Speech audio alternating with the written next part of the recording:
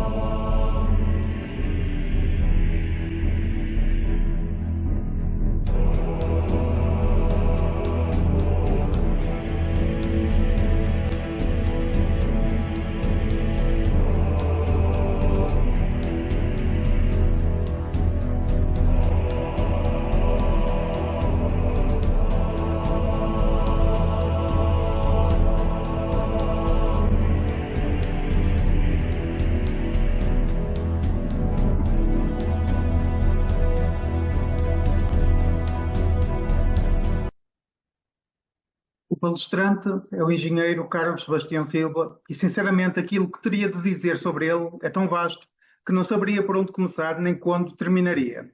Uma enciclopédia. Cada conversa é uma aula. Mas sejam vocês a avaliar a excelência do seu conhecimento e a veracidade das minhas palavras.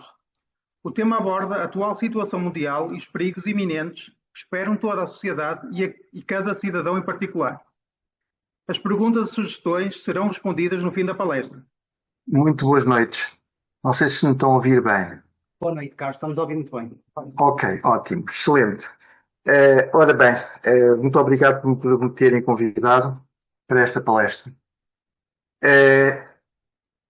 Tudo isto começou há muito, obviamente, não é? Já o Georges Duhamel, no seu romance La Pierre Dorée, de 1926, escreveu L'odeur du monde avait changé. O cheiro do mundo mudou. Era a fase entre as duas guerras, após a Primeira Guerra Mundial, em que já havia muita coisa a mexer no sentido de um domínio mundial. Lembremos-nos que a Primeira Guerra Mundial foi travada com a desculpa que era para acabar com todas as guerras. Portanto, já está a haver aqui uma coisa muito, muito estranha, não é? Em 37, 11 anos mais tarde, o Tolkien, no seu Senhor dos Anéis,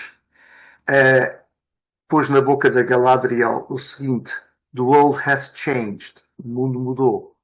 I see it in the water. Eu vejo na água. I feel it in the earth. Eu sinto na terra. I smell it in the air. Cheiro no ar. Much that once was is lost. Muito daquilo que existiu está perdido. For none now live who remember it. Porque mais ninguém vive para se lembrar do que era de antes. Estamos numa situação bastante séria, em que são aplicadas N técnicas de psicologia de massas para levarem as pessoas a uma, digamos, a uma, a um torpor, digamos. São técnicas várias, uma delas é a repetição, a simplificação, as palavras de ordem completamente primárias, não é? Cá começámos a sentir isso muito logo após o 25/4, com a história do garante, da democracia garante, estes termos todos. Depois veio, muito mais tarde, o sustentável, repetido N vezes. Depois, ainda por cima, tentaram tudo com o acordo de aborto ortográfico. Enfim, 90, o AO 90, eu fui um dos primeiros 50 subscritores em 2008. Entregaram-se 17.500 assinaturas na Assembleia para a primeira apreciação. Não foram recebidas propriamente, não é? Foram ignoradas. Depois isto somou 127 mil no mês seguinte. E ficou tudo calado. Foi uma imposição, no fundo, para destruir parte da nossa língua. Como não conseguiram propriamente um acordo, porque nem o Brasil nem os PALOPs aceitaram o acordo, então vão para o outro lado, pela penetração de outros vocábulos, especialmente do Brasil. Ora, muito bem. A propaganda sempre existiu, desde tempos imemoriais, demonizar o inimigo, por exemplo, criar factos, entre aspas, que não existiram, baralhar tudo. Eu dou-vos um exemplo que dei numa palestra que preferi no Porto, aqui há uns anos. Fala-se muito, por exemplo, do processo do Galileu. E pensa-se, está estabelecido que ele foi julgado por causa da sua teoria heliocêntrica, nada mais falso. O Galileu estava a trabalhar primeiro para o Vaticano e financiado por ele. O Papa, na altura, era o Clemente VII, que aprovou oficialmente a teoria heliocêntrica do Nicolau Copérnico em 1533. Portanto, a partir daí foi canónica. E o primeiro julgamento do Galileu ocorreu em 1616. Portanto, nunca poderia ter sido por causa de uma teoria que já era canónica no Vaticano. Ok? Ora bem, o que é que o Galileu fez para ser julgado? Tentou reescrever as escrituras. Isso aí entrou num campo em que a Inquisição não lhe perdoava, principalmente os dominicanos. Ele foi julgado, foi metido em prisão domiciliária num palacete lindíssimo em Florença. Só não podia sair do palacete e dos jardins. No entanto, aí fez outra brincadeira. Falsificou um imprimatur, ou seja, uma licença de impressão das suas escrituras renovadas, como se fosse sendo da própria Inquisição que lhe dava o imprimatur. Novo julgamento. Foi 30 anos depois. Novo julgamento. Felizmente o Papa, que era amigo dele, perdoou-lhe. Para que ele não voltasse a pecar, como ele dizia, não é? Ora, muito bem. No entanto, ficou para a história aquela coisa do pero si muove, não sei o que mais, e que foi por causa do imobilismo do Vaticano. Não foi, porque já era canónico há 70 anos. Também o Papa Clemente VII, uns anos antes, em 1527, sofreu um problema grave, ou seja, o muito católico imperador espanhol, no fundo ele era austríaco, Carlos V, decidiu invadir Roma com mercenários e tropas espanholas para matar o Papa e colocar no seu lugar um Papa espanhol. A guarda suíça quase que se sacrificou toda, 9/10 da guarda, para lhe dar tempo ao Papa para escapar pelo Passeto até ao Castelo Sant'Angelo. Portanto, as coisas não são como se dizem totalmente. A propaganda, então, neste caso, a repetição do julgamento de Galileu, ficou afirmada erroneamente, não é? Ora bem, vamos aqui um bocadinho mais para os tempos atuais, antes de voltarmos à história. Atualmente está a ser repetida ad nauseam a história dos recordes de temperatura, que não existem como tal. Por exemplo, eu posso-vos mostrar aqui uma coisa que está a correr nas redes sociais, e muito bem francês, que em 1976 estas temperaturas de 30 e tal graus eram consideradas como o início do verão muito agradável. Agora, as mesmas temperaturas, tudo a vermelho, vamos todos morrer. Isto é repetido ad nauseam. Posso dizer que, agora estão a dizer que Évora bateu o recorde de temperatura em 40,3 graus centígrados. Bom, eu em 1977, na mina de São Domingos, que é onde agora há um resort, etc. Em 77 fui até lá, eu estava em Mértola, Baixo Alentejo, e fui de moto, parei a moto na altura, era jovem ainda, num café à sombra de árvores, e na sombra o termómetro marcava 56 graus. Era irrespirável. Também, muito mais tarde, em 1980 2009, foi em agosto, aqui em Caminha, eu e uns amigos apanhámos à sombra 52. Portanto, onde é que estão os recordes?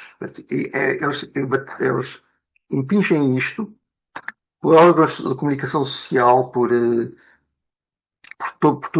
sites de meteorologia oficiais, como sendo recordes. Não são. Nem de longe, nem de perto. Há muita radiação, que isso é outra história. Infravermelha e outra. Mas estão a ver aqui onde é que está o trend, a repetição. Para já não falar na infame na infame campanha de vírus, não é? Entre os quais agora o mais ridículo é a história do antavírus. O antavírus só é transmissível através de excrementos de rato ou de urina, de rato, se for aspirado. De resto não é transmissível entre seres humanos. E afinal o tal homenzinho que estava com antavírus no tal barquinho, que aquilo nem sequer é um navio de cruzeiro, é uma coisa minúscula, afinal não tinha antavírus, não tinha nada. Tinha uma desinteria que acontece muitas vezes em cruzeiros, então em pessoas de idade.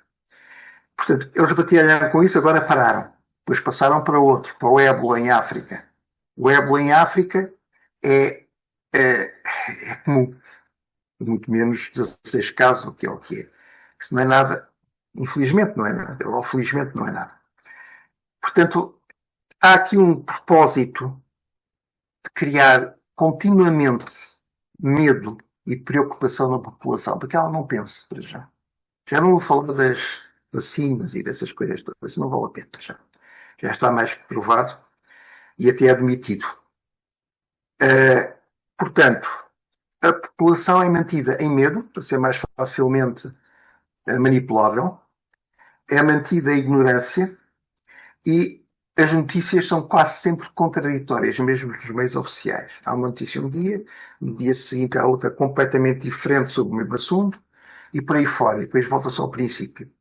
Lembra-me aquele filme do Kubrick, no fundo é um livro o 2001, Odisseia no Espaço, em que o computador HAL 9000 enlouquece, porque da Terra, da NASA, lhe enviaram mensagens contraditórias e ordens contraditórias. E o computador, que era já uma inteligência artificial, entra em paranoia, entra em parafuso e enlouquece. Eles estão a tentar fazer isso com as pessoas também. Vê-se os casos mais loucos pelas estradas, pelas casas, pelos processos de crime. Até há pouco tempo, aquele caso daquele ciclista que espancou uma desgraçada, arrancou dentro do carro e espancou à frente de toda a gente. Enfim, não sabemos porquê. Mas enfim. Portanto, isto são sinais nítidos de descontrole. E as coisas estão a aumentar por uma razão muito simples. Porque, felizmente, esse grupo que está a tentar fazer isto está a perder terreno. E estando a perder terreno, estão a lançar tudo com tudo. Sobre tudo, por dentro. Utilizam uma coisa que é aparentemente muito estranha, não é? Que é a janela de Overton. O que é a janela de Overton? A janela de Overton é do início da década de 90 do americano Overton, que achava que a janela permite aos políticos, e não só, verificar o que é aceitável pela população. Podem dar, entretanto, fora da janela, para baixo ou para cima, ou seja, mais negativo e menos negativo. Desculpem lá, eu vou aqui mostrar uma imagem da janela de Overton. Não sei se estão a ver, razoavelmente. O que é aceitável estaria aqui a meio. E eles podem, muito simplesmente, de vez em quando, forçar a deslocação da janela. Como? Anunciam os legisladores, os políticos, quem quer que seja, no fundo não são, eles estão às ordens de outras entidades, anunciam, por exemplo, medidas completamente loucas e inaceitáveis. As pessoas, mas que é isto? E então, imediatamente a seguir, lançam uma menos inaceitável. Ou seja, expandiram a janela de Overton para que a população aceite. Oh, isto é melhor, afinal recuaram. Não, isto é planeado. Então vocês podem perguntar quem está por trás disto tudo, da destruição da sociedade, da destruição da família, tudo isto. Vou-vos contar uma história, espero que consiga resumir. Em 200 e tal antes de Cristo, na Roma republicana, República Romana, 10 juízes romanos decidiram reunir-se com o auxílio de juristas de Solon gregos para estabelecer as 10 tábuas da lei de Roma. Ao princípio eram só 10. É claro que durante 2 anos não fizeram nada, ou seja, fizeram algumas coisas, mas depois tornaram-se completamente tirânicos. Fecharam-se sobre domos de justiça, não diziam nada a ninguém e começaram a raptar rapariguinhas e rapazinhos para escravos sexuais. Pronto, isto é um escândalo, mas é verdade. Só que cometeram um erro. Raptaram a filha, ainda menor, a Virgínia, de um general romano, do exército. Tomou aquilo a peito, invadiu a Domus Justicia, uns fugiram e outros foram julgados e sentenciados realmente ao degredo. Ora bem, e foi exatamente o exército romano que estabeleceu as 10 tábuas mais duas, as 12 tábuas.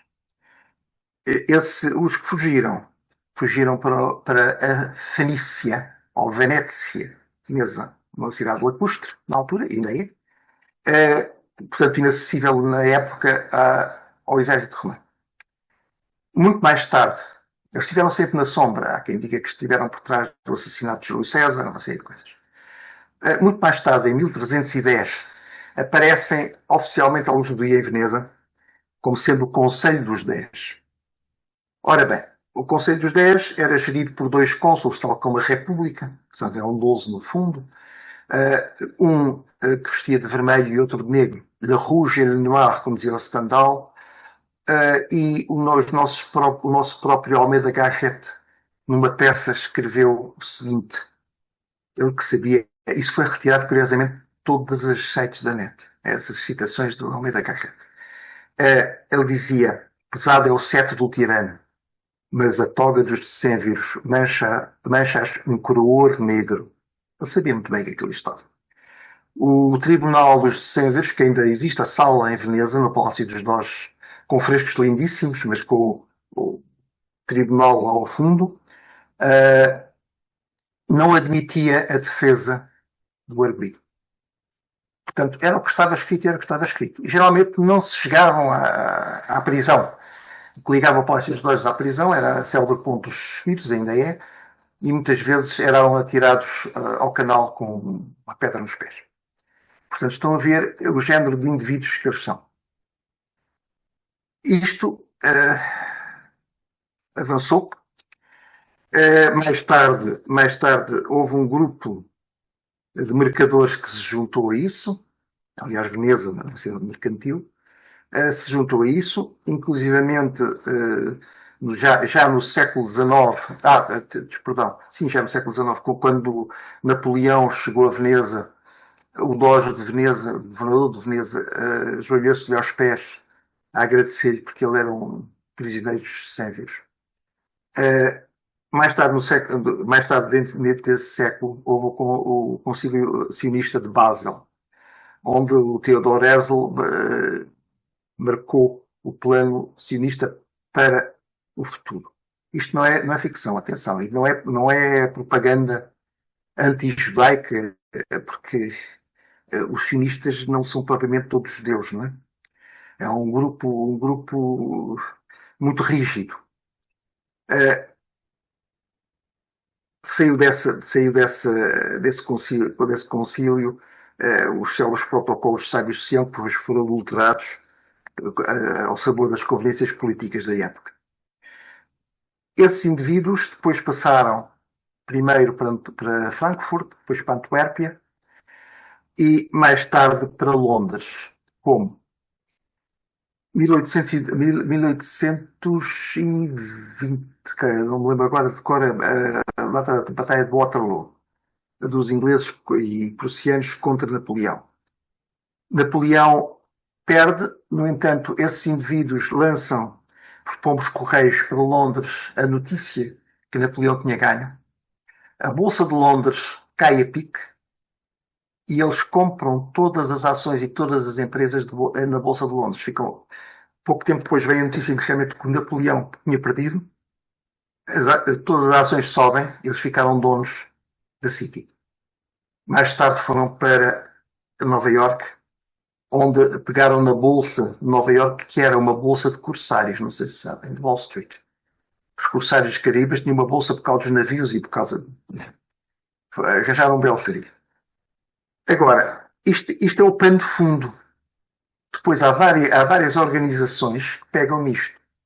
Nos anos 20, há um indivíduo, o Friedrich Kalergi, que ele era filho de um conde austro-húngaro e de uma japonesa. Está aqui uma fotografia dele ainda jovem. Portanto, vê-se perfeitamente que a sua ascendência é japonesa. Que decide, muito filósofo, decide publicar uma série de documentos. O primeiro deles foi o panfleto Pan-Europa, em que advogava a dissolução das soberanias europeias e a instituição do Estado Único, e depois o idealismo prático. É muito difícil encontrar estas publicações. Este indivíduo teve a inconsciência, talvez, de ir a Roma, nos anos 20 ainda, tentar convencer o Mussolini. Mussolini ia receber a gargalhada, ele saiu dali furioso. Nos anos 30, vai ter com Hitler para tentar convencê-lo do mesmo. Teve sorte em sair vivo. O Hitler chamou-lhe o bastardo cosmopolita. Porque ele realmente, enfim, é uma mistura de raças, ainda por cima casado com uma judia, porque estão a ver e falar com o Hitler, um bocadinho chato. Mas enfim, mas não contente com isso, esse indivíduo, nos anos 50, depois da guerra, foi um dos fundadores da União Europeia. Portanto, todos os... Para dizer, o plano Kalergi é a teoria da conspiração. Então, um dos fundadores da União Europeia, como é que é? Com as obras publicadas. No fim, ele tem este aspecto. Um bocado diferente daquele aspecto quase orientalizado. Enfim. Tinha aqui também uma fotografia do Conselho dos 10 de Veneza, e a morte do Doge. Enfim, tudo isto se fundiu em organizações mundialistas que dominam a sociedade, não só de um dos lados, mas em todos. Na Primeira Guerra Mundial, quem controlava, digamos, os aliados, não conseguia controlar a Alemanha, a Prússia. Não era, já era a Alemanha unificada. Portanto, como eles não controlavam, houve um caso curioso, o segundo caso curioso, em 1917, na frente russo-prussiana. O czar da Rússia, Nicolau II, e o Kaiser alemão eram primos direitos. E desde o início, desde miúdos, que estavam muito bem. Então o Tsar mandou uma mensagem ao Kaiser para se encontrar em terras de ninguém. Aquilo não fazia sentido. Perceberam perfeitamente o que estava em jogo. Naquele momento, quando eles se encontraram, a guerra acabou ali. As tropas confraternizaram, abriram garrafas de vodka, garrafas de schnapps, sei lá o quê, todos muito contentes. Então, o grupo que estava por trás, ao contrário do que depois, tal como Galileu, adulteraram a história, provocam a Revolução Russa ao castigo, não é? E mais tarde eliminam o Tsar e os filhos, as filhas e o filho, e os criados, os médicos e tudo. Uma barbárie completa. Enfim, portanto, vocês estão a ver o que é que se passa. Também há coisas mais estranhas no início da guerra, em 1914, o primeiro Natal da Primeira Guerra Mundial, 1914, houve o Milagre de Natal, não sei se vocês, não sei se ouviram falar. O Milagre de Natal, o que é que foi? Do lado alemão aparece um, um suboficial, eles tinham árvores de Natal, que não eram conhecidas pelos aliados na altura. Então vem com uma árvore de Natal com as velas acesas e com presentes em direção a atravessar a terra de ninguém, em direção às linhas francesas e inglesas. Os franceses acharam aquilo muito esquisito, que aquilo era um golpe alemão, não sei o quê. Os ingleses perguntaram-lhes quem é que eles eram e eles identificam-se. E o resultado foi engraçado, porque o alemão sabia inglês disse: vocês ingleses juntem-se a nós, porque a guerra não é perdida por na noite de Natal nós fazemos uma trégua. Do lado inglês, que não era inglês, disse: mas nós não somos ingleses, somos escoceses. E riram-se. E então juntaram-se todos a festejar a noite de Natal e a cantarem. No dia seguinte, jogaram a bola, todos eles. Trocaram presentes. Só que os Estados-Maiores não gostaram. E aquilo estava-se a espalhar por toda a linha da frente. E então começaram a bombardear a terra de ninguém. E acabou ali. Podia acabar ali a guerra. Vocês estão a ver, há coisas estranhas, há coisas forçadas, muito forçadas.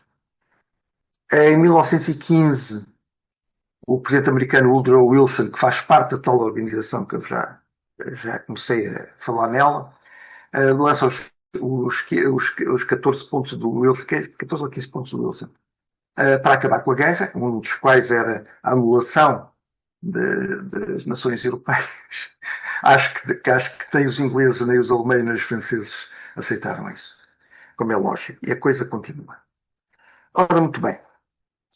Aqui eu tinha, em tempos idos, começado um livro em 98, creio eu, a que chamei, não está terminado, porque há muita coisa nova, a que chamei A Era da Ignomínia. Porque permitam-me que eu leia um dos sonetos de Camões, século XVI, portanto, não é? Cá nesta Babilónia, de onde mana matéria a quanto mal o mundo cria, cá, de onde o puro amor não tem valia, que a mãe que manda mais tudo profana, a mãe seria a igreja já desnaturada. Cá de onde o mal se afina, o bem se dana, e pode mais que a honra a tirania.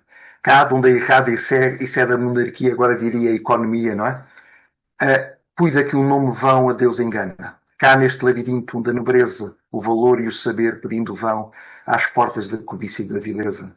Cá neste escuro caos de confusão, cumprindo o curso estou da natureza, vê se me esquecerei de ti, Sião. Portanto, isto é século XVI. É a tal história do L'Odeur du monde avait changé. Ele já pressentia o que ali estava, não é?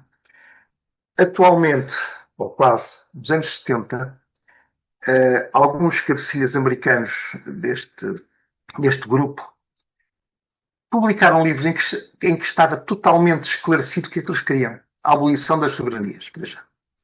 Eu vou-vos mostrar alguns deles.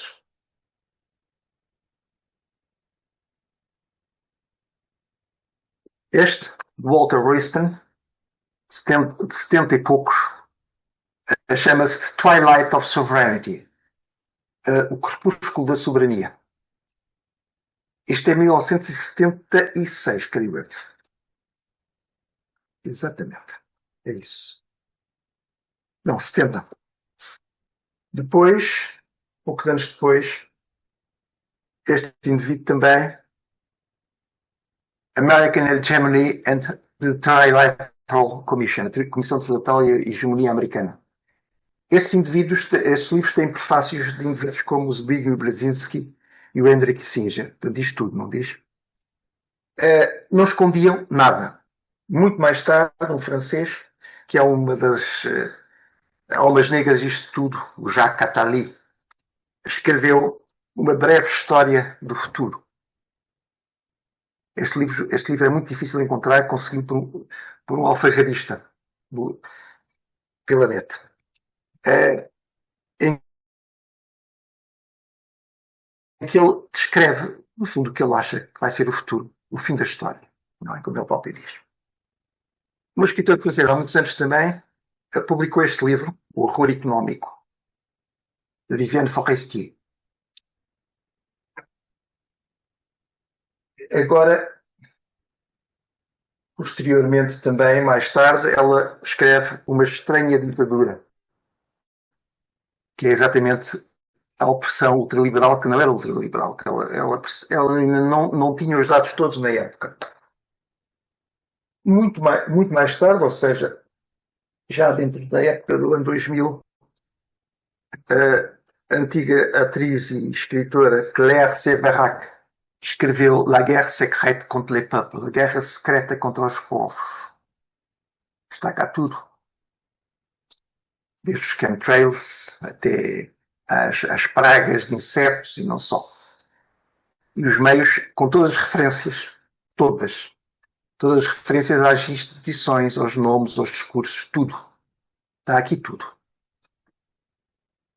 Ora bem, há uma série de outras obras que não vale a pena sequer mencionar. Isto nunca mais acabaria. Inclusivamente esta.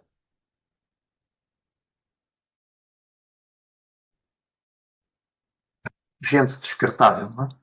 Os novos escravos. Nesta altura, na década de 90, segundo vários estudos, havia no mundo 220 milhões de escravos. Não estou a falar dos desgraçados assalariados, como nós todos, que se matam a trabalhar para sobreviver. Escravos. Especialmente no Brasil, na floresta amazónica, onde em alguns sítios piores as empresas que estão ainda a desmatar a Amazónia em busca de minérios compravam os escravos por $50. Era muito caro alimentá-los. Quando ele morria, tiravam-no ao rio e compravam outro. Estão a ver até onde a coisa chegou. Isto é uma hipocrisia inacreditável. Mas então como é que se encaixa isto tudo? Esta tentativa de um governo mundial de acabar com as soberanias, de acabar com isto tudo. Porquê? Há essa organização, mas qual o seu sentido? Poder absoluto. Muitos de vós ouviram falar nas pedras da Geórgia, que ainda no tempo do primeiro mandato do Trump, não sei porquê ou por quem, aquilo foi pelos ares, era uma espécie de Stonehenge moderna, em que estava lá em várias línguas os objetivos. Curiosamente não estava lá a língua portuguesa. Estava o castelhano, estava o inglês, estava uma série deles, não é? Em que eles diziam que era preciso manter a população mundial abaixo dos 550 milhões de habitantes. Estamos com cerca de 8 milhões, não é tanto como eles dizem, e não há sobrepopulação. Pois já vos digo como é que se faz o cálculo rápido. Não há sobrepopulação, há apenas pontos de acumulação de pessoas, geralmente junto às costas. Reduzir de 8 bilhões para 550 milhões é reduzir mais de 90% da população. Pela força ou por consentimento, como dizia o Kissinger. Uma das hipóteses era as vacinas. Os venenos nos medicamentos e na comida, para reduzir a fertilidade. Os problemas económicos impostos, especialmente através de impostos brutais. Por exemplo, neste momento, estamos com uma carga de impostos absolutamente inútil e altamente gravosa para o país.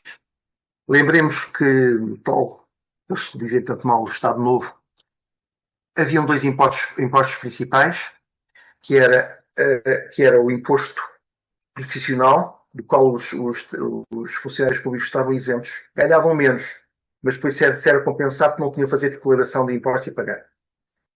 E o imposto, que era 11% do escalão máximo, imposto profissional.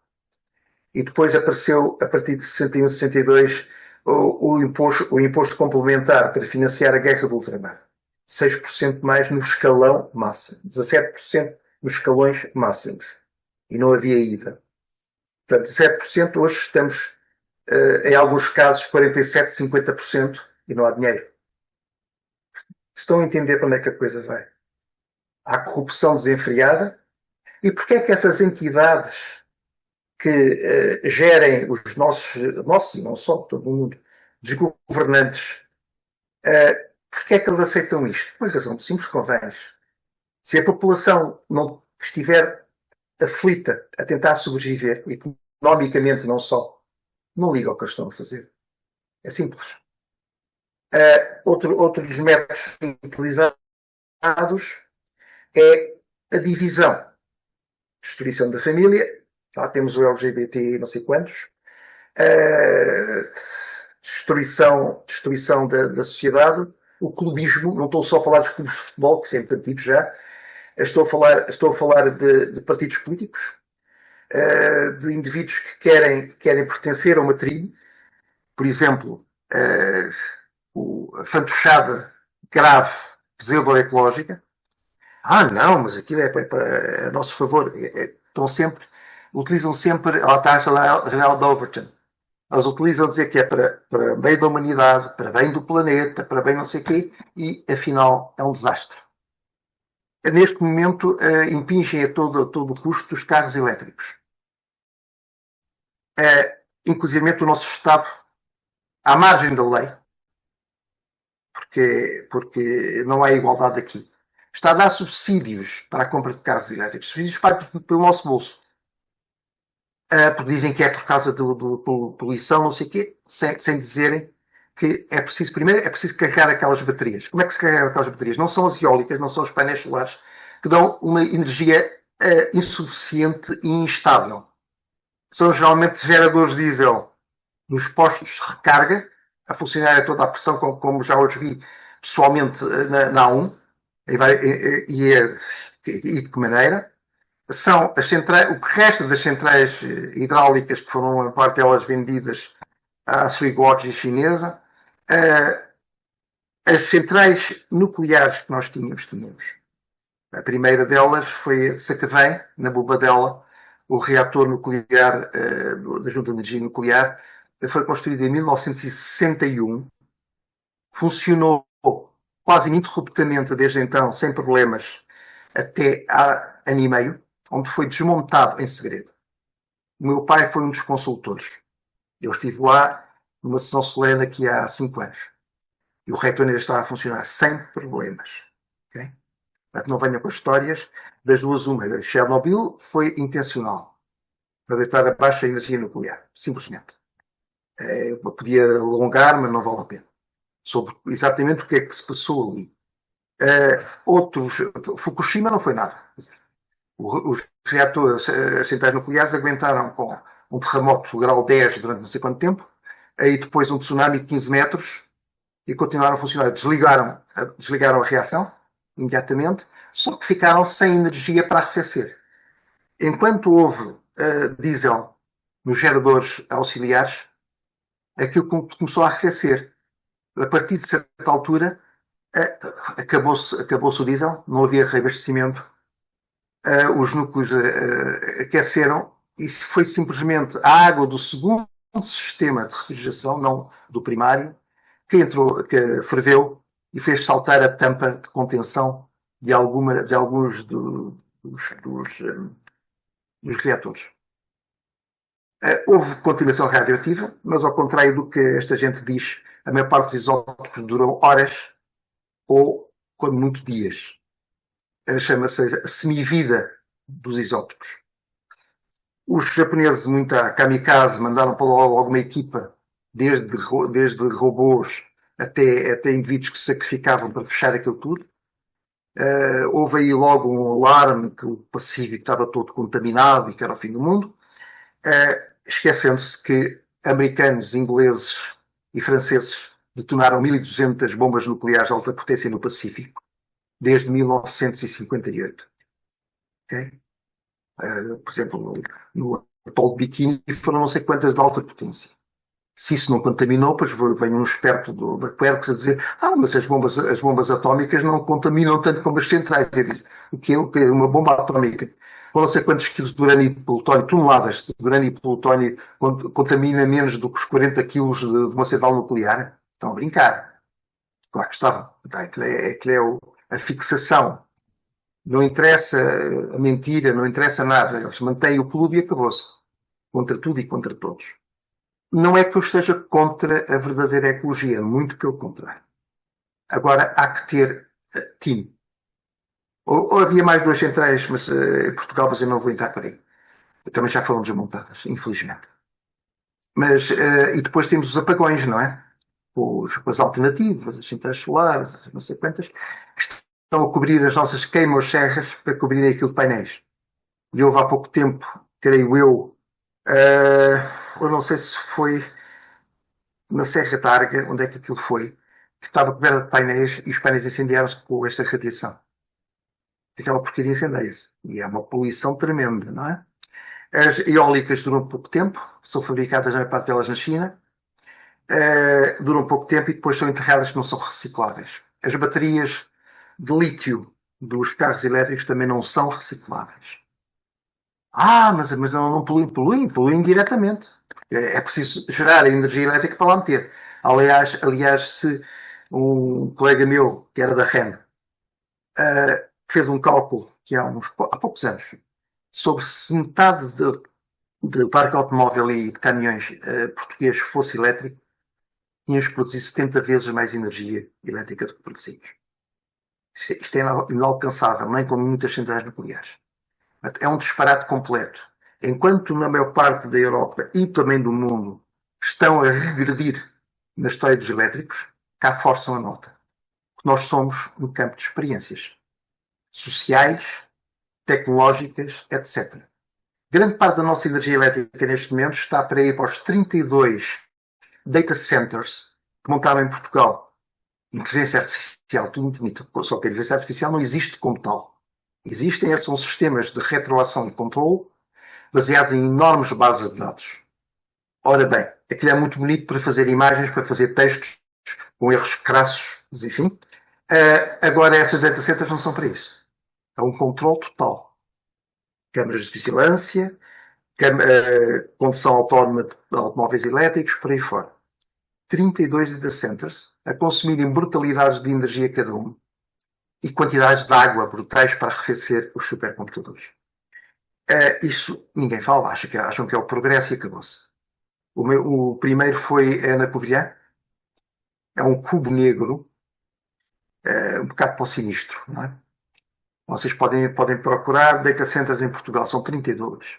Há em Lisboa, há no Porto, o primeiro foi o da Covilhã, há em Sines, claro, há no Algarve, e há numa série de outros sítios, não é?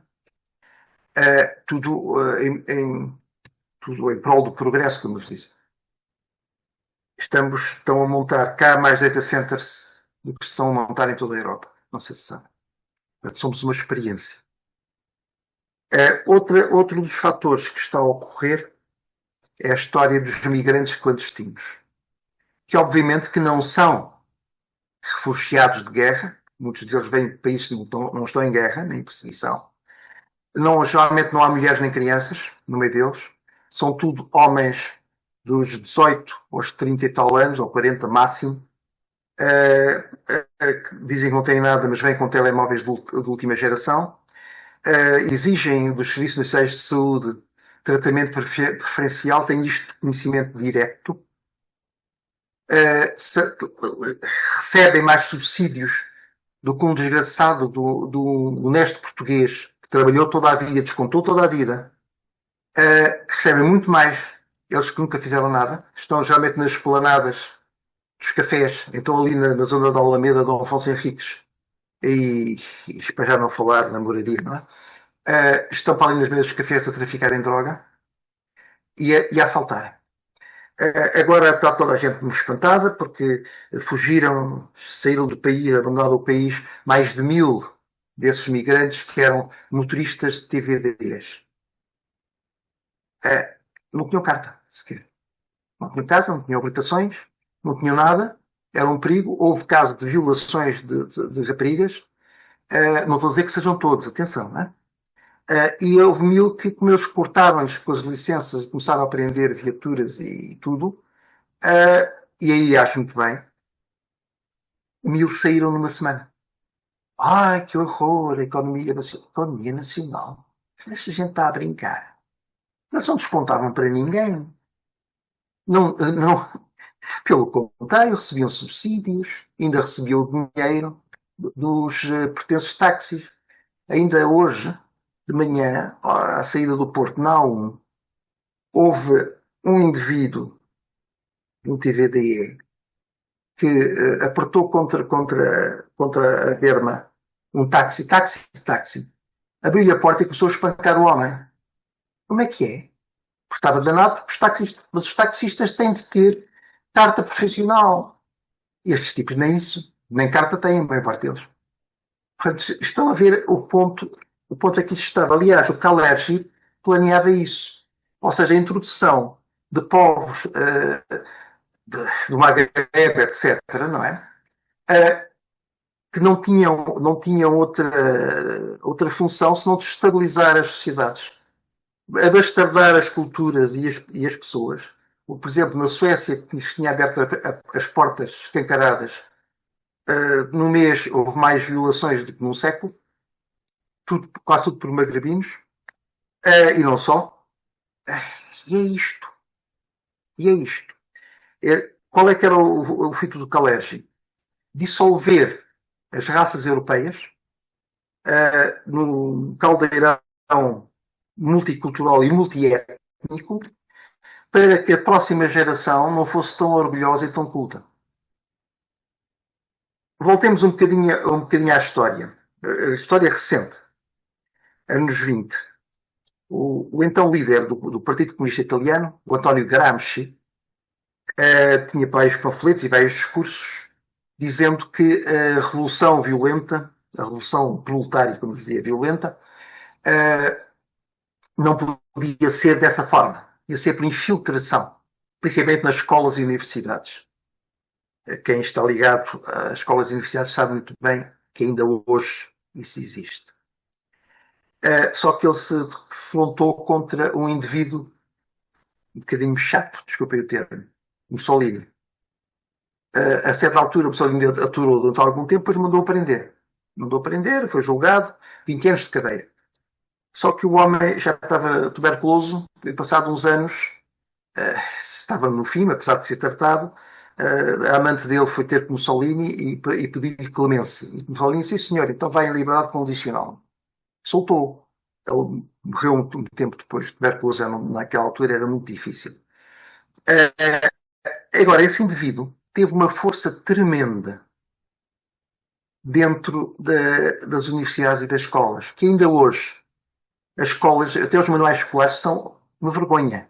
São uma vergonha que distorcem a história toda, distorcem as ciências, distorcem tudo. Ou seja, aquilo é um hotspot de conceitos, muitas vezes contraditórios. Uns dizem uma coisa, outros dizem outra. Então as chamadas geografias e ciências do ambiente, aquilo é, enfim, dá vontade de ser lá de quê. É só disparates. Outra coisa, eles vêm outra vez com a história do aquecimento, ao princípio do aquecimento global e do gelo dos polos. Como qualquer pessoa que tenha conhecimentos de física básicos sabe que o gelo, ao derreter, vai ocupar exatamente o volume da sua parte imersa, da sua parte mais de água. Porque o gelo é mais volumoso que a água líquida. Portanto, se todos os gelos flutuantes derretessem, não havia nem 1 milímetro de alteração no nível dos mares, que são vasos comunicantes. Estão todos ligados, a não ser os mares interiores. Os gelos que estão sobre a Terra. Sim, senhor, concordamos que poderão haver uns centímetros a mais. Então, o que é isto? E porquê é que os promotores desse aldrabice, como o Al Gore, mandaram construir mansões bilionárias junto à praia? Cota zero. Como é que é? Então eles dizem que vai ficar tudo submerso, constroem as mansões mesmo junto ao mar. Todos eles. Quando aqui há uns anos eu publiquei num blog fotografias tanto da nossa Torre de Belém como da Estátua da Liberdade. A nossa Torre de Belém, nos anos 20, e algumas delas até antes da República, da monarquia, na maré alta, na maré baixa, e outras atuais, os mesmos níveis, com exceção das marés vivas que sempre existiram, que aumentavam um bocadinho. Fui insultado. Na altura não se falava em inteligência artificial. Diziam-se que eu aldrabei as fotografias com Photoshop. As fotografias, a maior parte delas estão no museu da Gulbenkian. Portanto, é isto. É a mentira. A mentira. A mentira. E depois vem que a mentira às vezes é necessária por causa da sustentabilidade, ou do chavão. Quando me falam em sustentabilidade, eu só me lembro do pobre do Atlas com o globo às costas a sustentar o globo. É sustentável, não é? Enfim. E esta panóplia de confusão, principalmente de confusão e de mentiras, que está a ser tirada sobre a população, que já não sabe como é que sabe voltar. E tal como o Hall 9000 entra em parafuso. Literalmente. Bom, eu não me quero alongar muito mais. É claro que há forma de impedir isto, ou pelo menos de travar um pouco, porque eles já estão desesperados. A coisa não está tão bem encaminhada. Na Alemanha, por exemplo, os partidos do arco do governo estão em queda livre. Quem está são os nacionalistas que são favoritos nas próximas eleições. Estão a recuar, já estão a reativar centrais nucleares, a mesma coisa na Escócia, a mesma coisa em França. Cá não destroem-nas. Engraçado, não é? Por outro lado, por exemplo, a tal história da mentira e dos impostos. Temos a sétima ou oitava gasolina e gasóleos mais caros da Europa. E um dos mais caros também do mundo. O IVA é absurdo. Aliás, não existia no Estado Novo. Não faz sentido. Só faria sentido para empresas, não para o consumidor final, ou seja, para nós. Isso é apenas tirar-nos dinheiro. Se nós não trabalhamos com recibos verdes, etc., e se não temos empresas, não serve nada. Só aumentar os preços. Não, mas é para regular o mercado. Para regular o mercado. Se o Estado quisesse, retirava o ISP e baixava o IVA. Aliás, vários países europeus fizeram isso. E o preço do gás e da gasolina ficaram a valores normais antes deste disparate todo. Que obviamente que foi consertado, não é? Nas bolsas, etc. Uma das coisas que o Dr. Oliveira Salazar fez quando Portugal estava com problemas graves foi fechar a bolsa. Ai, que desgraça, que não sei o quê. Que desgraça não. Foi a única maneira de estabilizar a economia. A única não, houve várias. Haveria outras hipóteses, mas mais eficientes, mas com os desgovernos que temos é impossível. Como sendo das chamadas fábricas sombra, ou o princípio de consumirmos principalmente aquilo que produzirmos. A deitar abaixo os painéis solares não sempre nada, terras de cultivo, a retirar os intermediários entre o agricultor e o consumidor final para baixar os preços. E o que era isso das fábricas sombra? Isto foi tentado em Inglaterra durante a guerra, na Alemanha nazi, numa série de outros sítios, que era fazer um apanhado de todas as metalomecânicas, por exemplo, isto é apenas um exemplo, todas as metalomecânicas que existissem nas vilas, nas aldeias, etc. Era preciso, para uma fábrica grande, na capital ou próximo, eram precisos, por exemplo, X parafusos Z e Y porcas K. Verificar quais essas fabriquinhas pequenas das aldeias e etc. que podia fazer um número limitado desses parafusos. Tudo era junto, todas a funcionar ao mesmo tempo. Tudo era junto e era mandado para a fábrica principal, onde construiu a máquina final. É claro que se uma dessas empresazinhas fosse à falência ou houvesse qualquer problema, era apenas uma fração mínima da produção que era afetada. Não era toda. Mas claro, isso não convém. Por outro lado, a história do petróleo. Não sei se sabem, desde 1973 que a Academia Real das Ciências Sueca, aquela que dá dos prémios Nobel, confirmou oficialmente que mais de 90% do petróleo do mundo não era fóssil, era abiótico. Ou seja, era formado pela condensação dos gases base do magma e estava sempre a ser formado. Só menos de 10% é que era fóssil. Só que estava a maior profundidade e é mais caro furar, por exemplo, 9, 10 km de profundidade. Mas está-se a furar à mesma. E que é virtualmente indiscutável. Ou seja, o cálculo foi feito na altura, mesmo que houvesse um crescendo de consumo de petróleo, daria pelo menos para mais de 4.000 anos. E era depois parar um bocadinho como se fosse poesia e aquilo enchia outra vez. Ora bem, mas as pessoas dizem, mas a poluição. Pois, o petróleo, ao ser queimado, e é queimado muitas vezes naturalmente, porque geralmente formam-se essas bolsas abióticas junto às falhas geológicas ou junto às bolsas de magma, portanto vem com os gases do vulcão, vem da Terra, voltar para a Terra porque entra no ciclo natural do carbono, que nunca fez mal a ninguém, pelo contrário. Claro que há poluição, alguma poluição tem de ter cuidado, mas mais nada. O que é esta história do ciclo do carbono e porque é que eles utilizaram esta parvoíce para toda, é uma desculpa para todos os desvarios pseudoecológicos. O carbono é mais pesado que o ar, 1,6 vezes mais pesado que o ar. Portanto, fica sempre junto ao solo. Acima dos 1.500, 1.600 metros nas montanhas não há árvores, chamam-se isso a linha das árvores. Porquê? Porque não há CO2 suficiente para alimentar a fotossíntese. Só para ervas e tojos, etc. Mas estão a ver até onde é que chega esta loucura. O nível de carbono atual, CO2, está tão baixo que se baixar muito mais, as árvores morrem. A flora morre. E nós morremos, como é óbvio. Isto é uma loucura. O net zero é só a chapada. Desculpem o termo, estou sempre mal criado. É tudo mentira, tudo absurdo. Não é por acaso que o lema da Mossad israelita é vitória pelo engano.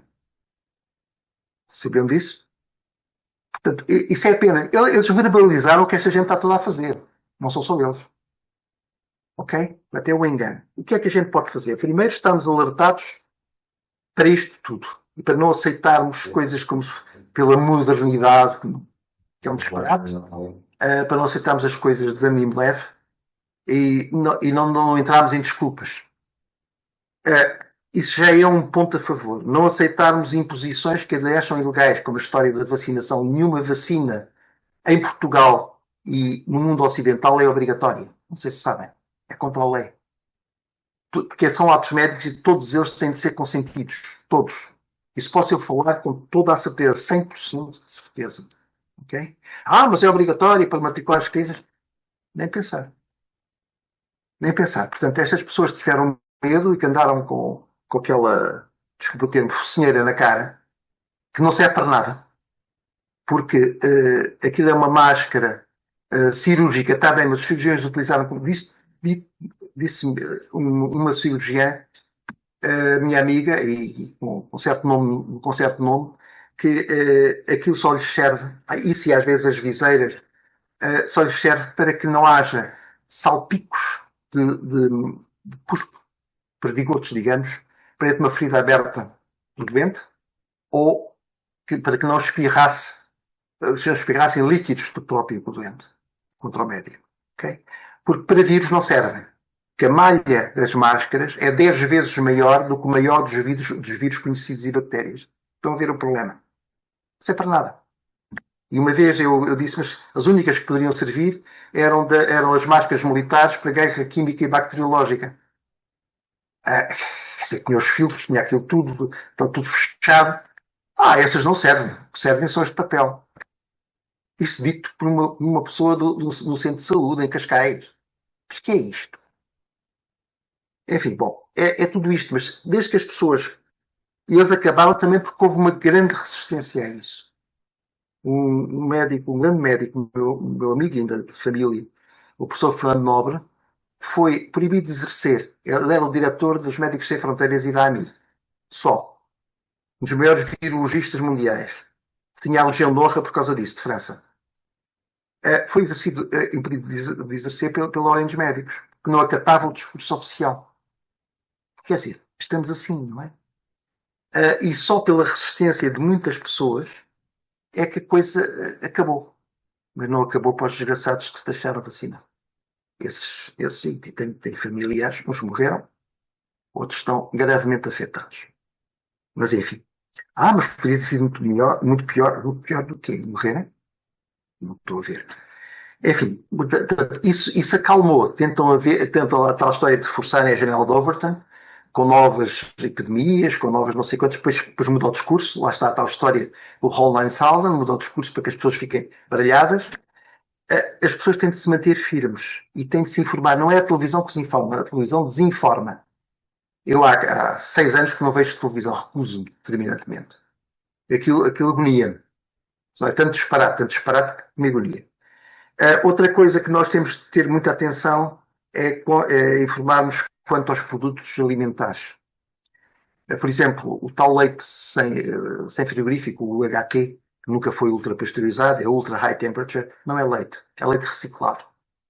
Leite que azedou no produtor, leite para aproveitar os resíduos da indústria química e farmacêutica, e que é levado a 147 graus durante alguns minutos, fica uma pasta castanha mal cheirosa, que depois é reconstituída com água e até entre 7 a 10% de leite fresco, e depois é acrescentada um centímetro cúbico de água oxigenada industrial por litro, que ele chamou peróxido.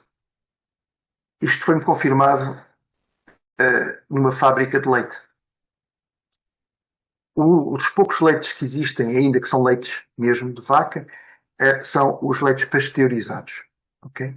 Precisam de frigorífico, mas muito para além, chamamos leites do dia e não sei o quê, mas duram 10 a 15 dias no frigorífico, se não forem abertos. Façam uma experiência, quem quiser confirmar isto. Tentem abrir uma embalagem de leite pasteurizado e tentem sentir o cheiro dele. É difícil, porque ele não tem um cheiro muito ativo. E depois, logo a seguir, cheirem o tal leite do HT. Não precisa de frigorífico. Vai cheirar a leite azedo mesmo, porque é o que ele é. Aliás, ele quando azeda fica ou uma aguadilha cinzenta, de cheiro químico fétido, ou uma coisa que parece iogurte com bocados esquisitos. Portanto, aquilo não é leite. E aquilo faz mal.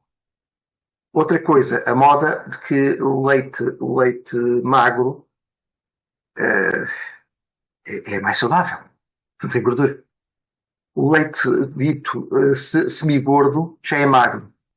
Eu tenho um daqueles antigos densímetros para o leite e medi e confirmei.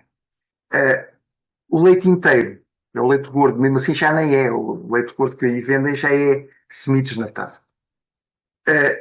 Portanto, é todas estas aldrabices para aumentar os lucros, para que a população não fique saudável. Lembrem-se que os bombeiros, quando são intoxicados, dão-lhes leite. É um desintoxicante natural que só é prejudicial para quem tem intolerância à lactose. Isso é outro caso. Isso é um caso clínico.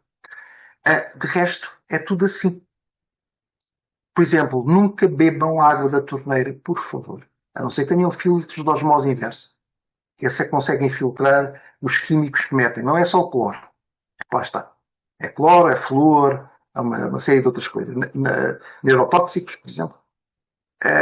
E que sabem mal. Mas as garrafas de leite, de água engarrafada, os garrafões, aquilo tem os plásticos, ou microplásticos. Os microplásticos só se formam se o plástico se degradar por completo, ou se estiver ao sol. Se não tiver, não há problema nenhum com os PVCs. Mas pronto, há esta moda que é inculcada por muitas pessoas, a tal repetição. Já o Goebbels dizia, se uma mentira for repetida muitas vezes, até eu passo a acreditar nela, mas ele ria-se disso.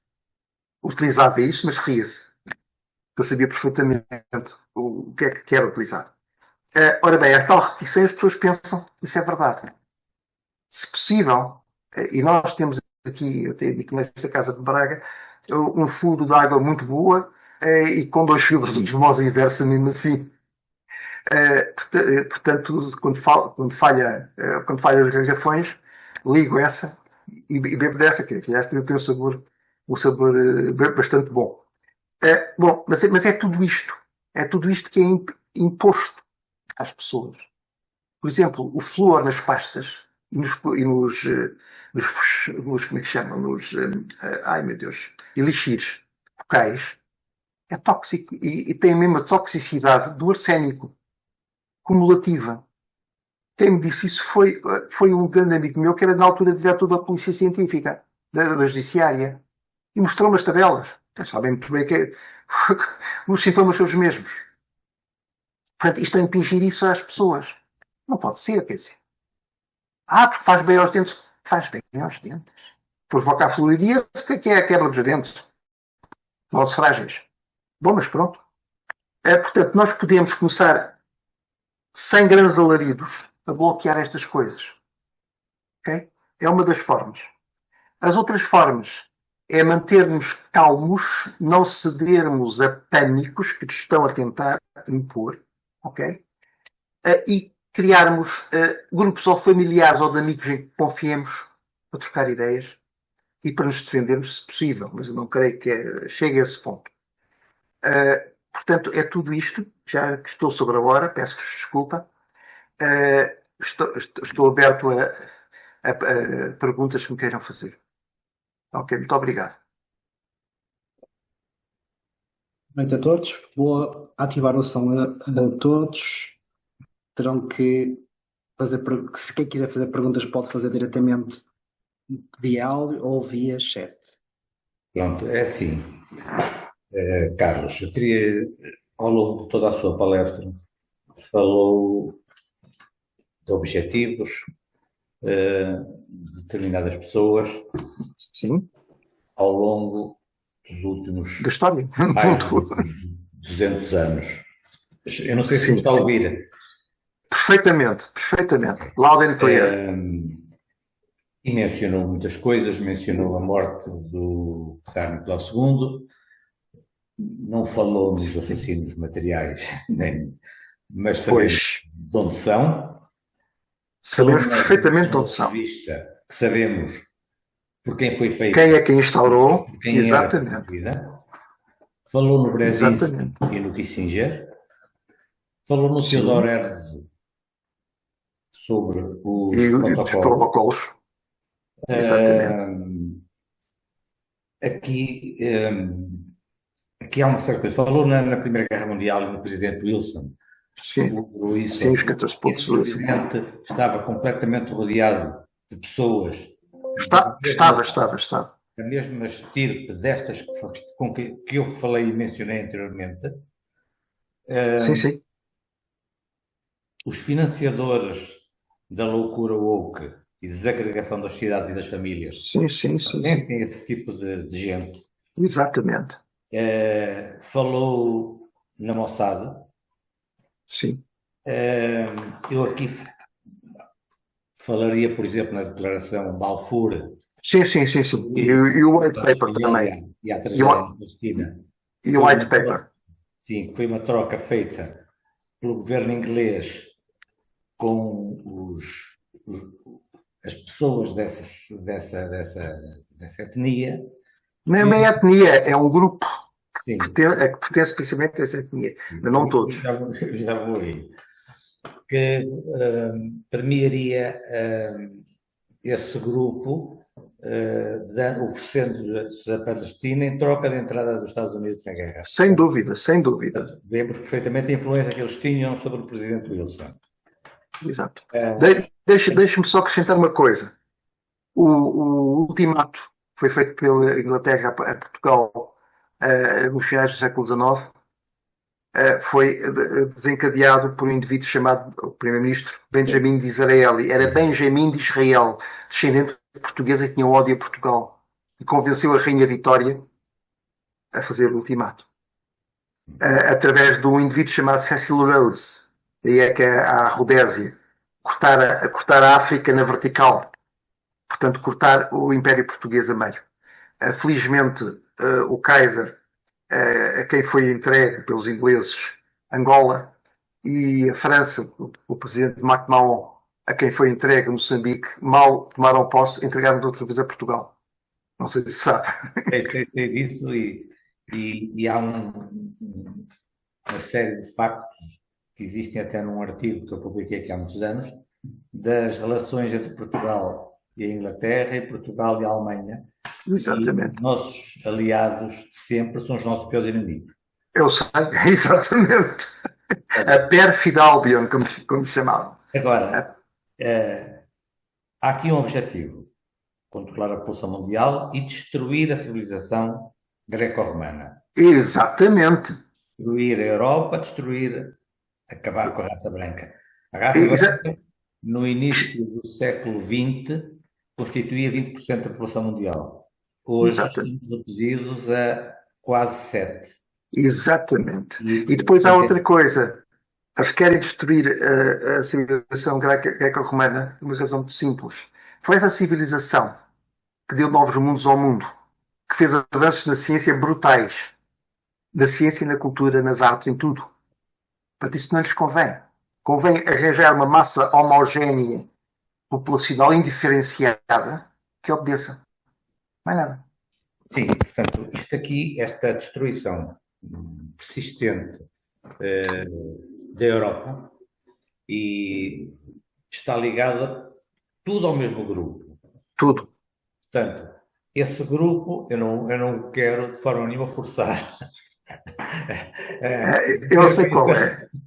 Eu sei qual é. Basta dizer que existe uma loja paramaçónica que existiu na Suíça, a loja 322, chamada Grande Alemanha, que não tinha nada de alemã, ou pouco, onde passaram o Marx, o Engels, o Lenin, por aí fora, e que era, digamos, gerida por uma outra loja paramaçónica, sionista, no fundo, que era a B'nai B'rith.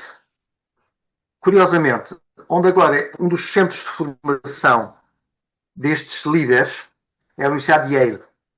O escudo de Yale, que embora tenha por baixo muito bonito uma tira a dizer Lux et Veritas, luz e verdade, tem um livro aberto com caracteres hebraicos. Um amigo meu, que era filho do antigo Rabi de Lisboa, disse: não, o que está ali escrito é B'nai B'rith. Está tudo dito.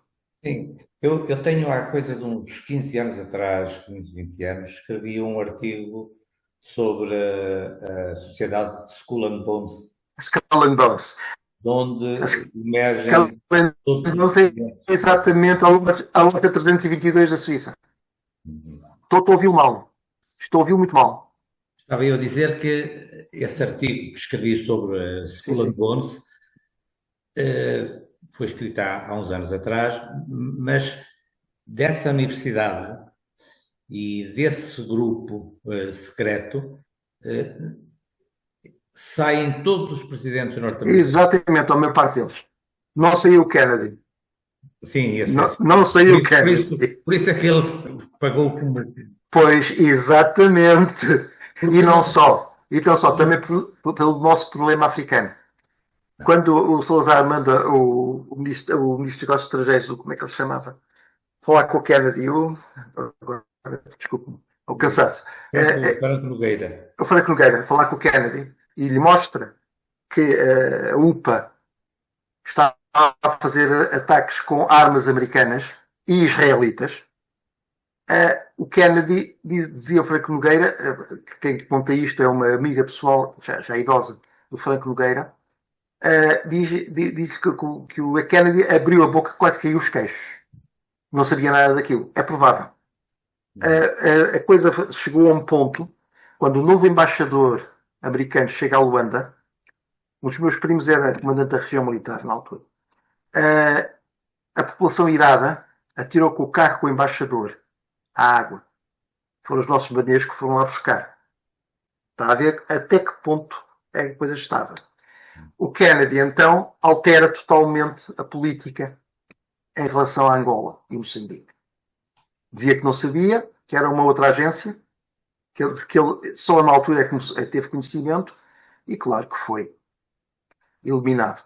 A história da Baía dos Porcos é muito estranha, porque os Estados Unidos, portanto, como sabem, Guantánamo fica em Cuba, na própria ilha, e os Estados Unidos sempre pagaram ao Fidel Castro o aluguer de Guantánamo. O que os líderes comunistas portugueses diziam, isto nos anos 70, e eu conheci um, que rima a gargalhada na cara dele, ele dizia, não, o Fidel guarda o cheque numa gaveta. Na altura não era com cheques, nem agora. Coisas dessas não são com cheques. Quer dizer, você está a gozar comigo. Ou outra coisa, jogando um bocadinho ao lado. Portanto, por causa dessas e de outras é que o Kennedy é eliminado. Por onde é que a Jacqueline, depois da morte do Kennedy, se vem refugiar e pedir auxílio? A Portugal.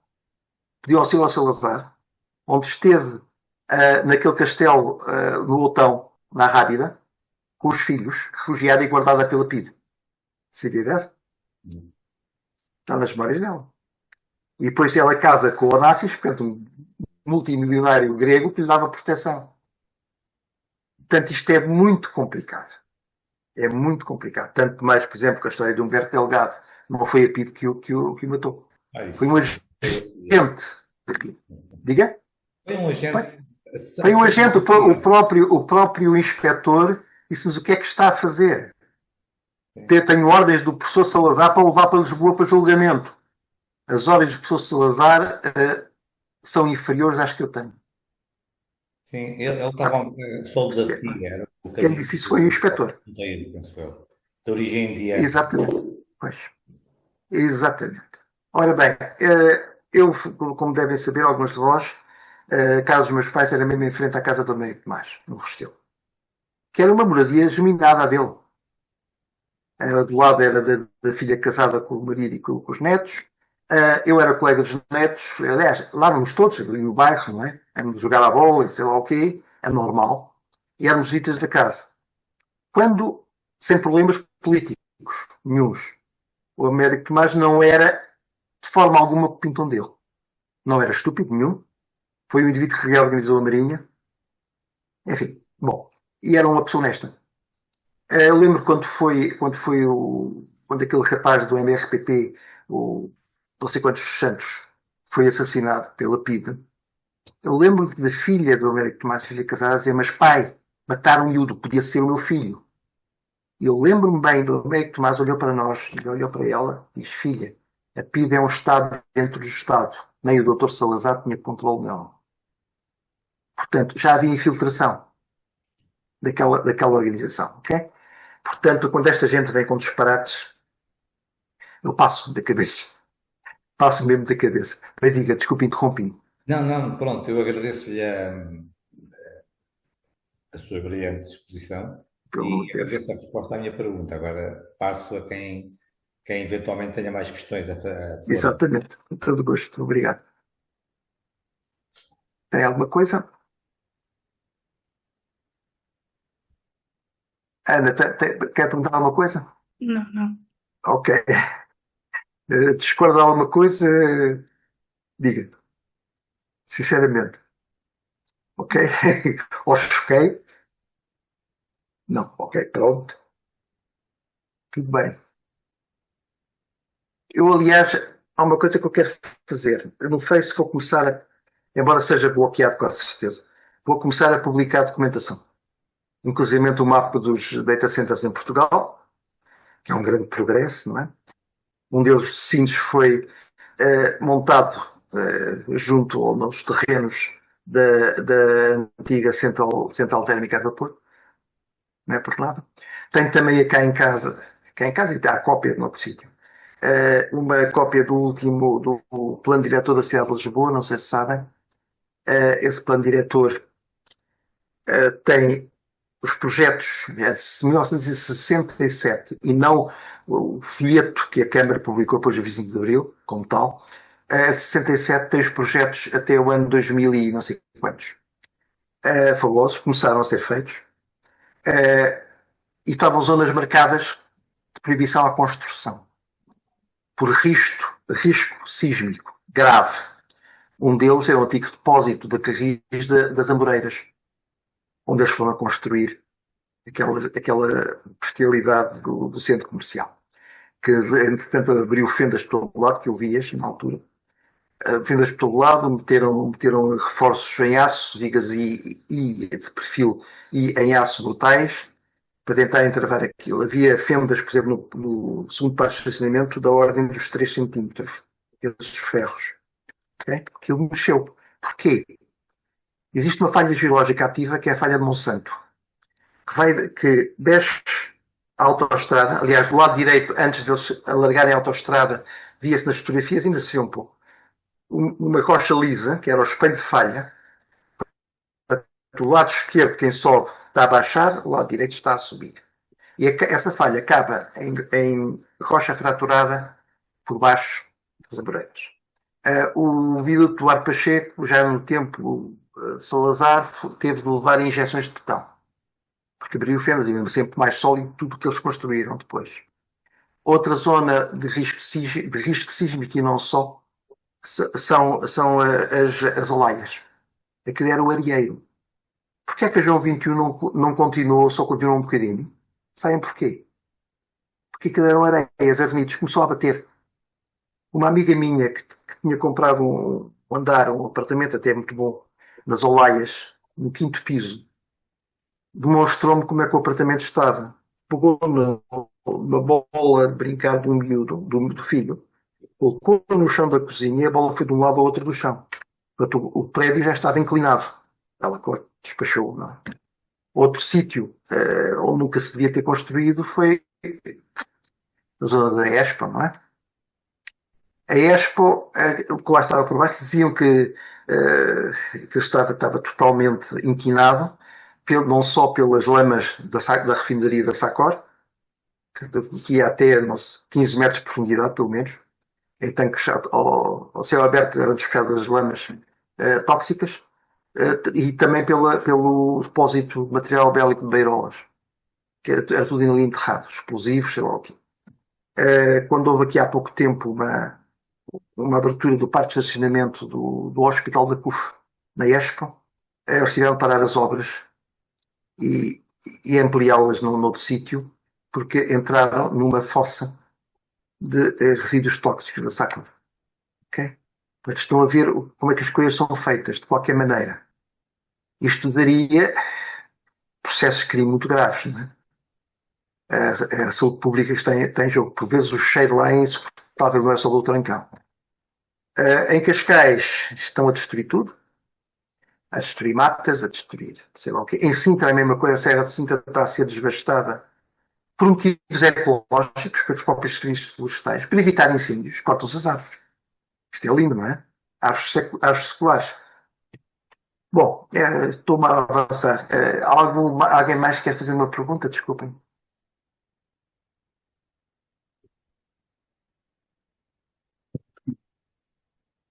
Diga. Vamos dar por terminado, não há mais questões. Ok. Agradecemos Ok. a todos pela participação, especialmente ao Pelo nosso amor de Deus. engenheiro Carlos Sebastião Silva. Iremos partilhar nas nossas redes sociais o vídeo da palestra. Muito obrigado. Há apenas uma coisa que eu queria dizer. Hoje em dia há a mania de se basearem em todos os dados da internet como fidedignos e perenes. Não são. São adulteráveis online. Um dos grandes problemas quando eu vim de Cascais com a minha família para aqui, ao pé de Praga, foi a biblioteca que era dos meus pais, depois da minha e da minha família, que só está aqui um bocadinho dela, só nesta sala. Isto é uma sala de 66 metros quadrados. Está coberta de prateleiras. Só está uma fração dela. A cave está cheia, os quartos estão cheios, são 11.000 volumes. Mas esses ninguém altera, estão impressos e são estáveis, a não ser que haja um incêndio, uma inundação, uma coisa qualquer. Estão a perceber o que é que eu quero dizer? Mas a IA diz uma coisa.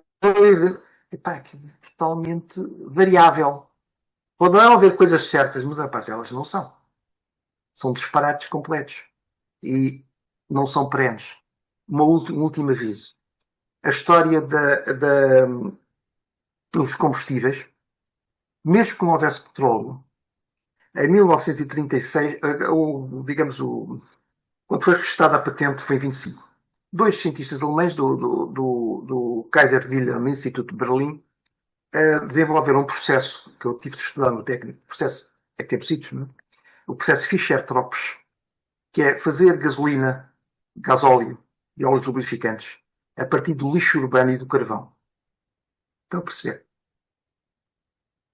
Em 36, a Alemanha nazi começou industrialmente a fazer isso, por causa dos bloqueios dos combustíveis. 80% dos combustíveis alemães eram do Fischer-Tropsch.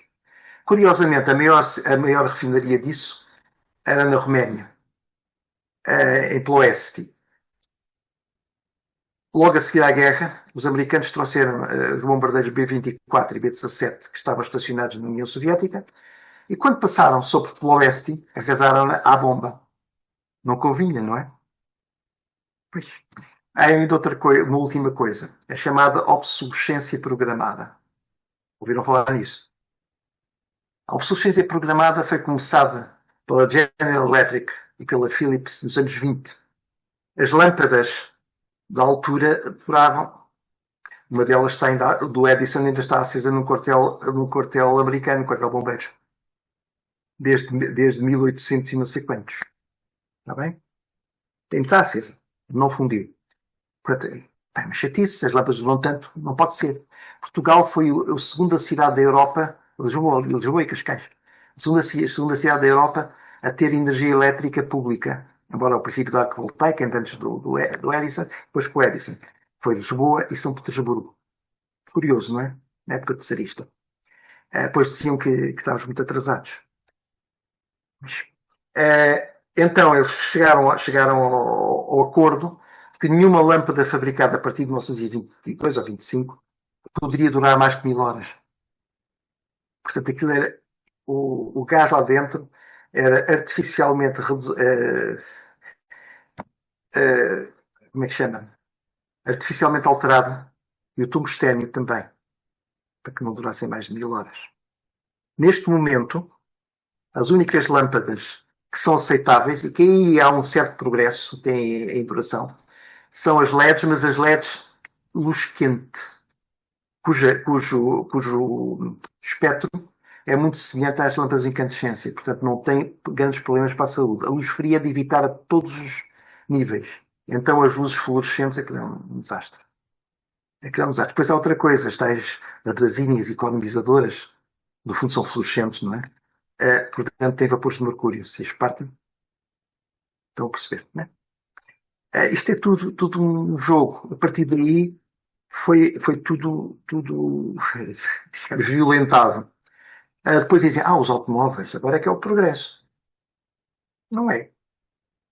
Eu já falei nisto aqui. Em 1938, a Audi, que na altura chamava-se Auto Union, desenvolveu um carro de pista para o Grande Prémio de Berlim, com um motor V16, alimentado de nitrometano sobrealimentado. Esse só tinha 1600 cavalos, não era muito. Os carros saíam todo de alumínio, parecia um avião, todo carnado. O Alfred Rosenmayer, que era o piloto de provas, testou o carro numa autoestrada. A última passagem foi a mais de 500 km por hora. Despistou-se por vento lateral, embateu nos pilares de uma ponte, o carro explodiu, encontraram encostado a uma árvore. A única coisa que estava a manter o corpo dele aparentemente inteiro era o fato, como é óbvio, não é? É claro que depois para o Grande Prémio reduziram a potência, tiraram as carnagens, mesmo assim esses bichos, os que andam, ainda são fabulosos, não é? Eu depois vou publicar uma fotografia desse carro, mas nos tempos atuais, que está no Museu da Audi. Aquilo mete impressão. Está bem? Ele despistou-se a 520 km por hora. Lindo, não é? Depois, é um calhambeque. O antigo Bentley inglês de 1931, Le Mans, Bentley Blower, 4,5 litros. O recorde da volta de Le Mans só foi batido nos anos 60 pelos Porsche 917. Até lá, não. Era um calhambeque, não é? Como diziam. Outra coisa, para terminar. O carro mais caro da Audi nos anos 30 era o Porsche. O Porsche era um carro de luxo, de grande cilindrada, só tinha 130 cavalos, com um motor de 5.400 de cilindrada, não é nada, não era sobrealimentado. Técnica aeronáutica, carroceria em alumínio ou em aço inox, duração prevista 1 século. Revisões de 140.000 a 140.000 km. Porquê? Qual é que era a ideia? Não se esgota um país a fabricar carros. É o pai que compra o carro, depois passa para os filhos, para os netos, para os bisnetos. Está a entender a ideia? É o contrário da obsolescência programada. E eu estudei isso ainda no técnico, na metalurgia e os métodos de construção. E os métodos construtivos, como é que chama? Os projetos de máquinas e ferramentas. Portanto, regredimos em muita coisa. A eletrónica já existia de outros meios, eram com válvulas de vácuo e como é que chama? E válvulas eletromecânicas. Portanto, era maior. Televisão, já existia desde 1936. Chatice, era na Alemanha. Estações de ver e falar, não sei se sabem. As estações de ver e falar, estações de correios, etc., por cabo de banda larga, som estereofónico e imagem. Muito atrasado, não é? Muito atrasado. Os ingleses só tinham uma coisa pequenina com o disco de Nipkow, um bocadinho antes, nada especial. Depois ainda, por exemplo, computadores. Um engenheiro alemão, Konrad Zuse, 1976, e o Schreier, o Zuse construiu o seu primeiro computador programável eletromecânico em 1936. Em 1944 já estavam a calcular os grandes computadores deles com banda magnética, portanto, entrada por teclado ou por fita perforada e saída por impressora, já estavam a calcular os esforços nas asas dos caças a jato. Outros, ligados às torres antiaéreas, já estavam a calcular as trajetórias e posições dos bombardeiros. Em 41, o navio Bismarck afundou o Hood em 7 minutos, em inglês, por uma razão muito simples. Tinha um calculador de tiro que levava 15 segundos a calcular o tiro. Dado todos os parâmetros. Isso era dado às torres e elas disparavam. Isto não é de agora. Os americanos também mais tarde tinham pilotos automáticos nos bombardeiros muito avançados. Agora é que é a técnica. Pois, um coraçado da época, da Segunda Guerra Mundial, qualquer que ele fosse, americano, inglês, alemão, os mísseis de agora nos faziam praticamente nada, eram picadas de insetos, picadas de vespa, chatos. Porque era tudo à base da blindagem. Hoje em dia é só a base eletrónica. Como se viu na Guerra das Malvinas, o Sheffield, aquele cruzador inglês armado de mísseis e não sei o que mais, foi o simples míssil argentino, o Exocet, foi guiado pela própria central de tiro do Sheffield. Entrou por ali dentro, explodiu. Não havia blindagem. Portanto, esta história do progresso e da modernidade. Uma última coisa. A praga das casas caixotes. Desculpem lá, estou avançando. A praga das casas caixotes. Já reparou, não reparou? São casas caixotes. São fáceis de desenhar, baratas de construir, pagas mais por menos, mas em climas difíceis, ou muito quentes ou chuvosos, aquilo é um desastre. Em termos de consumo de ar-condicionado, em termos de consumo de aquecimento, em infiltrações pelo teto que não tem telhado. Enfim, mas é moda, está a destruir toda a arquitetura do país. Pois é, não só, a França é uma coisa. Enfim, desculpem, pronto. Acabou. Acabou, não falo mais. Cala-te boca. Muito obrigado por tudo, então. Está bem? Terminado e agradecemos imenso a toda a gente. Muito obrigado. Muito obrigado, então. Muito boa noite, então. Uma noite descansada para todos. Boa noite. Boa noite.